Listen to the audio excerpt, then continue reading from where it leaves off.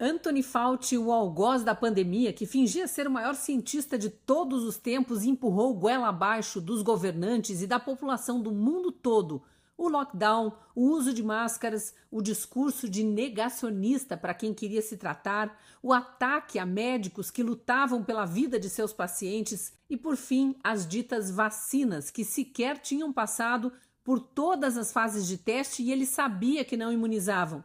Esse cara sendo desmascarado pelo Senado americano é algo que a gente precisa acompanhar. Com raras exceções, a imprensa brasileira, os jornalistas adeptos da censura e da tirania, aqueles das agências de picaretagem e políticos canalhas estão todos calados. O próprio Dr. Fauci, depois de ter passado anos gritando ao mundo e ajudando a formar uma geração de outros tiranos em tudo que é país, agora apela para o direito de não produzir provas contra si e fica calado na sessão de interrogatório que aconteceu em 29 de julho no Senado americano.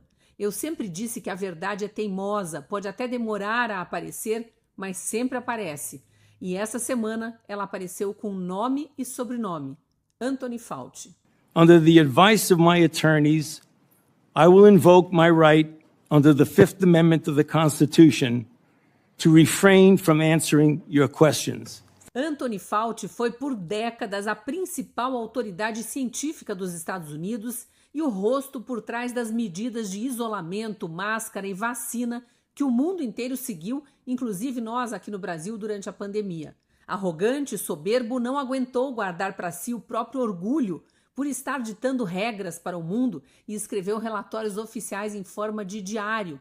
Estão ali o que ele pensava e o que ele sabia, inclusive que quase tudo o que pregava não tinha comprovação científica e era ineficaz. Era tudo tão provável de virar prova de crime contra a humanidade que Joe Biden, presidente americano, antes de deixar o governo, como um último ato, assinou um perdão antecipado a esse monstro da pandemia.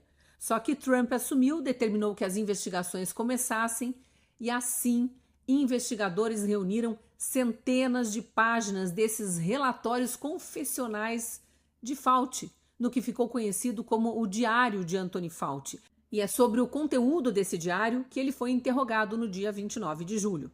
O deslumbrado com a exposição que tinha na mídia, conforme escrito no diário, não quis responder às perguntas dos senadores. Por 111 vezes invocou a 5ª emenda da Constituição americana, que lhe garante o direito de ficar quieto. Mas o diário, escrito pelo próprio Fauci, está lá, sendo analisado. Nas centenas de páginas, ele reconhece que a evidência sobre o uso de máscaras não sustentava o discurso que ele mesmo defendia nas inúmeras coletivas de imprensa. Reconhece também que em março de 2020, início da pandemia, considerava a hidroxicloroquina um medicamento seguro, até o momento em que Trump e Bolsonaro aqui no Brasil defenderam publicamente o uso dessa medicação e ela passou a ser tratada quase como veneno. Questões políticas. O relatório final do Congresso americano confirmou tudo o que eu e tantos outros jornalistas sérios, além de médicos, cientistas e alguns políticos honestos, passamos anos dizendo. Todos nós sendo tratados como irresponsáveis ou mentirosos pelos verdadeiros negacionistas. Nos chamavam de genocidas, esses assassinos de reputação, estupradores da ciência e trombadinhas da lógica. O distanciamento social não tinha respaldo científico quantitativo. Os lockdowns causaram mais prejuízo do que proteção.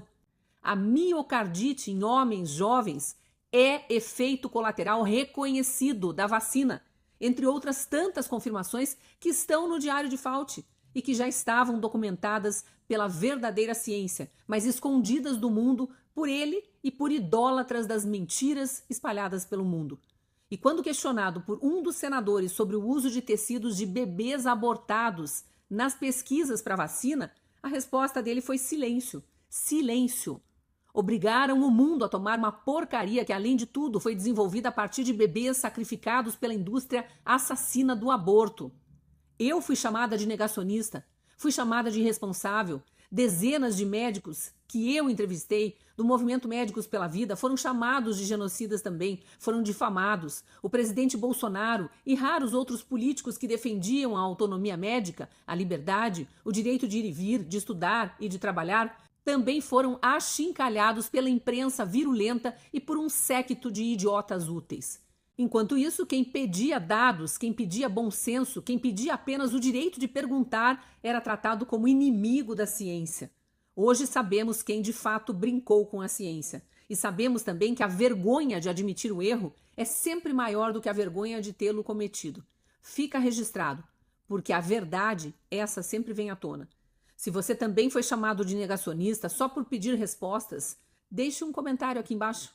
Essa história ainda não terminou. Fauci pode ser condenado por crimes contra a humanidade e até preso. Aqui no Brasil, quem você acha que deveria passar por um julgamento, no mínimo, por uma retratação pública? Escreva aí. Deixe também o nome dos heróis da verdade, da saúde e da luta por liberdade. É hora de homenagear quem verdadeiramente defende a ciência e a informação correta.